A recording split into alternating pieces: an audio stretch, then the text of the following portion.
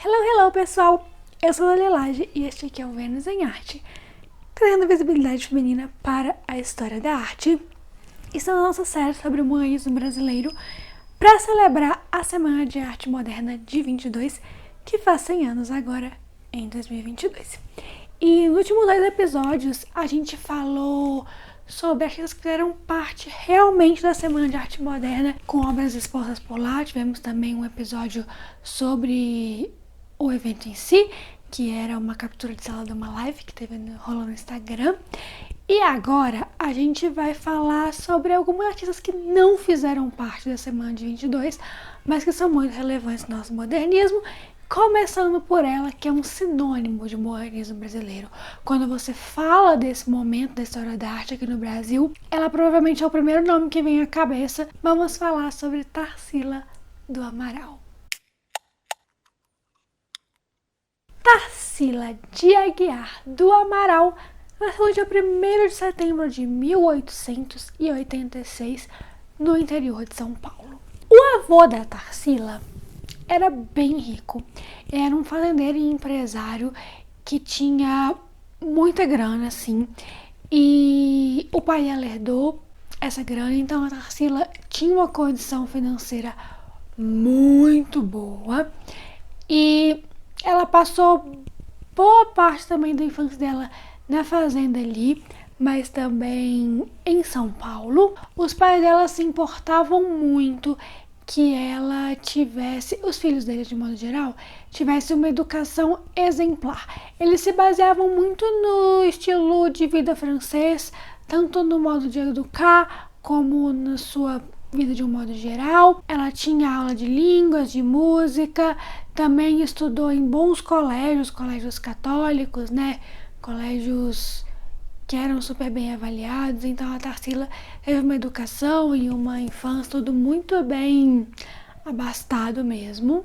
Eles mandaram ela para a Europa, mais precisamente para Barcelona, para ela estudar, que é quando começa a história da Tarsila como artista plástica. Ela chegou a casar lá, inclusive a primeira filha dela e única, a Dulce, foi com esse primeiro marido. Ela engravidou no mesmo ano que ela casou, em 1906, e já separou logo depois que a filha nasceu, porque o marido dela não queria que ela trabalhasse tudo, queria que ela fosse uma esposa padrão, mas ela não era, então ela separou dele. E quando ela voltou pro Brasil, ela já voltou com a filha dela junto. E aí, depois de muito tempo que a Tarsila foi estudar pra valer, depois de uns 10 anos, assim, artes de um modo geral, tanto com professores particulares quanto na Academia Julian, na França. A gente fala bastante da Academia Julian aqui no Vênus em Arte, principalmente na nossa série sobre impressionismo e pós-impressionismo, que eram movimentos muito franceses, porque era um dos pouquíssimos lugares na Europa que aceitava moças nessa virada do século XIX para o XX. Depois foram tendo mais, mas a princípio a Academia Julian era uma das poucas, e várias artistas brasileiras chegaram a estudar lá, a Tarsila entre elas. E foi lá que ela teve o primeiro contato com as vanguardas artísticas que estavam burburando na Europa. E voltando para o Brasil, tinha acabado de acontecer por aqui a Semana de Arte Moderna de 22, a Tarsila não participou porque ela estava na Europa nessa época, então que era justamente isso, era justamente pegar as vanguardas europeias, trazer para o Brasil, que estava bem atrasado em relação a isso, e dar uma identidade nacional, criando nossa própria arte moderna. Então ela embarcou nisso com muita força, depois que ela voltou mais uma vez. Ela é um dos membros do Grupo dos 5, que ela formava junto com a Anita Malfatti, o Oswald e o Mário de Andrade, e o Del Picha. É um grupo que foi quem alavancou a arte moderna brasileira, os diversos tipos de arte moderna, né? Não só artes plásticas, mas também música, literatura, muito forte literatura e tudo mais. E aí, a partir daí, nas 3-4 décadas seguintes, a Tarsila se dividiu muito entre 3 fases da arte dela. E normalmente, quando eu vou falar sobre as obras aqui no Vênus em Arte, eu deixo pro final. Eu conto a história da artista e depois eu dou um exemplo de 5 obras. Na Tarsila eu resolvi fazer diferente. A gente vai falar sobre as 3 fases dela e dar exemplos de 2 ou uma obra que faz parte dessa fase, para tentar explicar mais ou menos o que é cada uma delas. É lógico que ela tem artes de antes disso, tende até um pouco mais para outros movimentos que não o cubismo, que era o grande forte da Tarsila. Teve arte depois também, mas essas fases são realmente as mais relevantes na história dela. Os estudos de cubismo da Tarsila começaram no ano seguinte, 1923, e ela era muito cubista. Ela é um símbolo do cubismo aqui no Brasil e, obviamente, sempre com esse estilo próprio, né? A fase Pau-Brasil começou inspirada no Manifesto Pau-Brasil, que foi publicado pelo Oswald de Andrade. Ela foi casada, inclusive, com Oswald de Andrade. Eles casaram mais ou menos nessa época. E a fase Pau-Brasil da Tarsila durou em torno, assim, de 1924 a 1928. E, como o próprio nome já diz, é uma coisa muito brasileirona mesmo, a fase Pau-Brasil dela. O objetivo era retratar a fauna e a flora, os aspectos naturais, assim, do Brasil e da cultura brasileira. Muito, muito tropical. São obras muito verdes, assim, muito folhadas. E como eu gosto de sempre começar por um autorretrato, quando possível, a Tarsila tem um que é bem relevante dessa época, que inclusive quando você entra no site dela, a primeira coisa que aparece, que é um fundo claro, assim, um fundo branco, falando de forma mais crua, tá só o entorno do rosto dela, assim, com o cabelo bem junto, assim, da cabeça, preto, escuro, e ela tá com um rosto impassível, assim, sem demonstrar nenhuma expressão, não é um sorriso, não é um rosto triste, é apenas ela, normal, com brincos enormes, dourados e tudo mais. É uma imagem muito forte da Tarsila que as pessoas têm quando pensam nela. Agora, falando de uma obra que ilustra alguma coisa, nessa época tem a Cuca, de 1924, que é um óleo sobre tela, que hoje essa obra está lá na França e ela retrata um ícone, assim, do folclore brasileiro, a versão da Tarsila da Cuca. Então é meio que um monstrinho amarelo, parece, assim, a minha visão da Cuca é uma formiga gigante em pé amarela. E ela tá inserida num cenário tropical, então você vê muito verde, tem as árvores bonitinhos assim, muita plantinha e tudo. E aí você vê animaizinhos, tem até um sapinho olhando pra Cuca. Parece que tem um rio e algo assim. É bem essa característica de retratar mesmo a fauna e a flora, tentar colocar o que é o Brasil na tela, usando um pouco da vida real e um pouco também da nossa mitologia. E foi nesse período que ela fez a sua primeira exposição solo, foi em 1926, lá em Paris. A fase antropofágica é a que as pessoas mais associam a Tarsila. Ela também foi uma consequência do Manifesto Antropofágico, que também foi escrito pelo Oswald de Andrade, que era marido dela nessa época. E esse nome era inspirado no antropofagismo mesmo, né?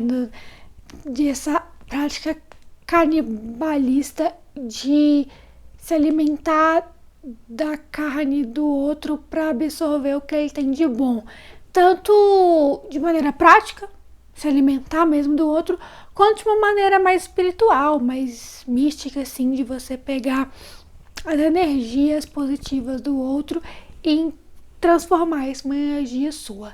Obviamente eles não estavam falando de comer pessoas exatamente, né, gente? Eles estavam falando dessa coisa de pegar a arte europeia, se alimentar dela e ir digerindo dessa forma brasileira de produzir.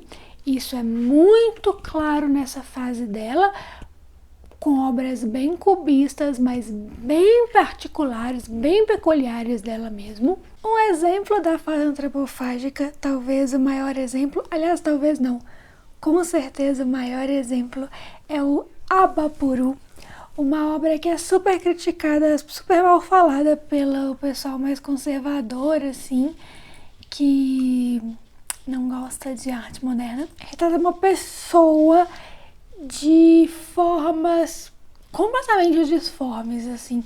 Ela parece estar sendo vista de baixo, então um pé super grande, essa pessoa tá sentada com a perna encolhida, assim, tem um pezão, a mão tá apoiada no chão, então um mãozão também, um braço grandão, perna grandona e tudo, e ela tá sentada com um bracinho apoiado na perna. Esse bracinho é um bracinho minúsculo. Muita gente acha que é um narigão gigante, mas é um bracinho.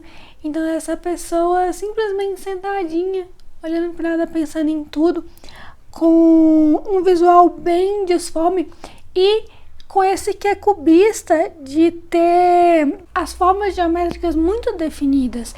É um cenário de fundo azul e o solo é branco, tem até um cacto gigante, um sol ao fundo que é feito só de um círculo amarelo com outro amarelo mais escuro dentro. Então, assim, não são formas geométricas certinhas, aquelas formas geométricas que a gente aprende na escola, um triângulo, quadrado, círculo. Não, mas a geometria da obra está muito bem definida.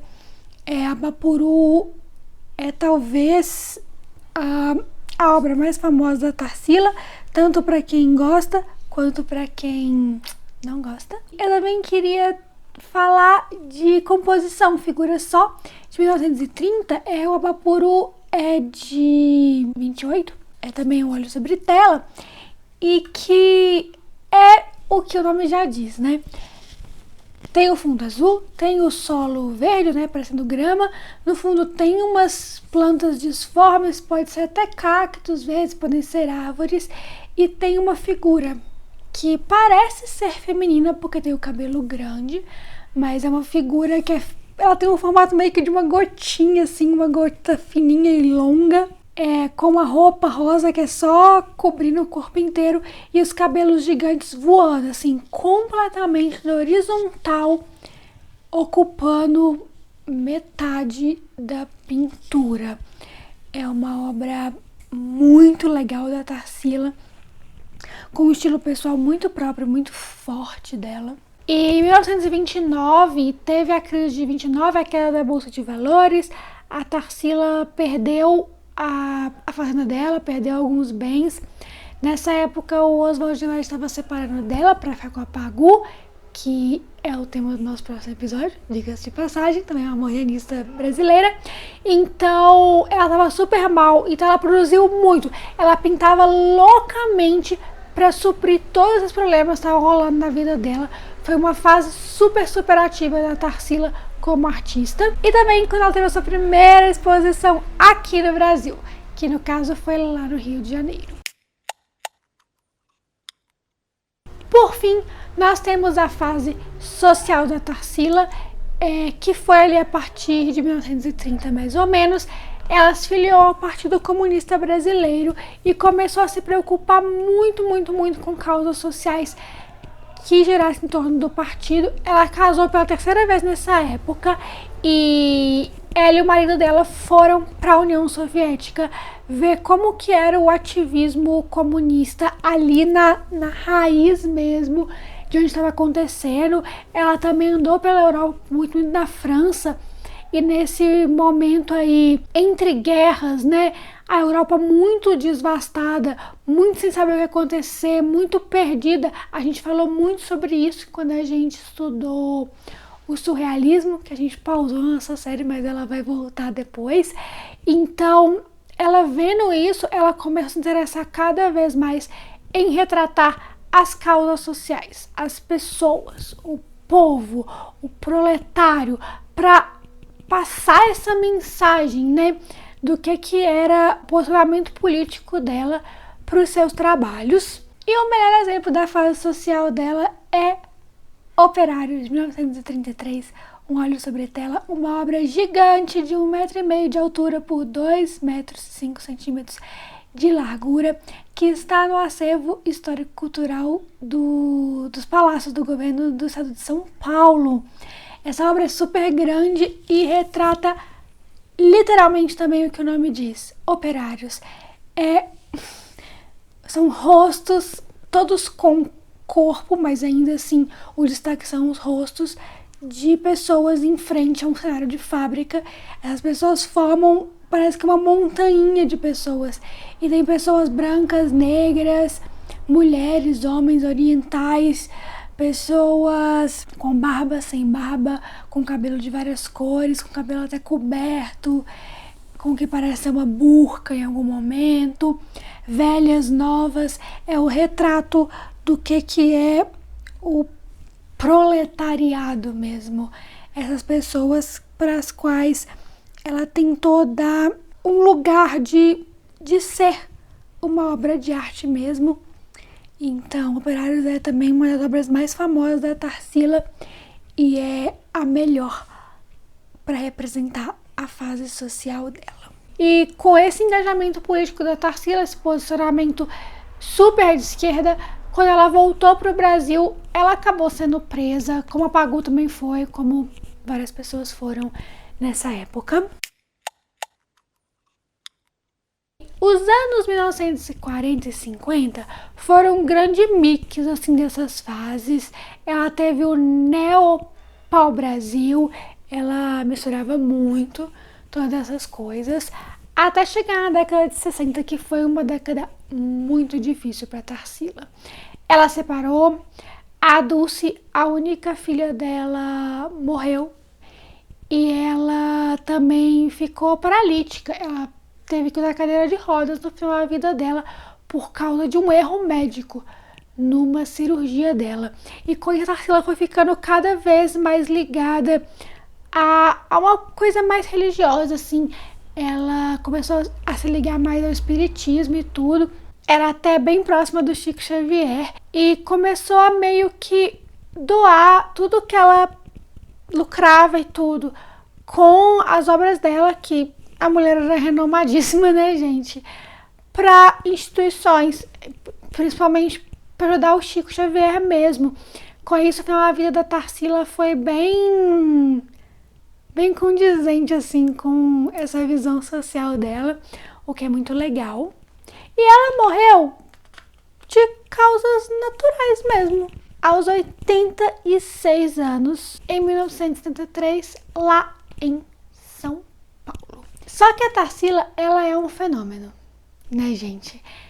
Ela tem um site, inclusive, o tarsiladoamaral.com.br, onde você acha biografia, acha histórias, acha uma lojinha para você comprar os pôsteres oficiais dela. Você acha todas as obras dela lá para ver em qualidade legal, para ver melhor. Você pode até usar, né, salvar, você não pode reproduzir, usar, porque ainda tem direitos autorais das obras da Tarsila, né? Ela morreu mais recentemente, mas conhecer mais da história dela, mais dessa mulher incrível, que é um nome enorme na arte brasileira, que irritou muitos conservadores por ser incrível.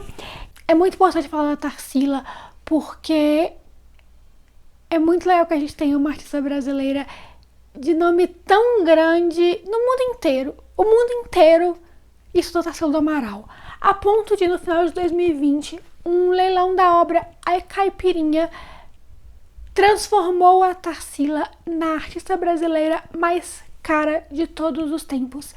O leilão bateu o recorde de obra aqui nacional, de preço mesmo. Então, olha que incrível que é isso. Sempre que se fala de cubismo, a gente fala dela. De cubismo no Brasil, então, nem se fala. Sempre que a gente fala de modernismo, sempre que a gente fala de mulheres artistas, Tarsila tá em todas e tá aqui também.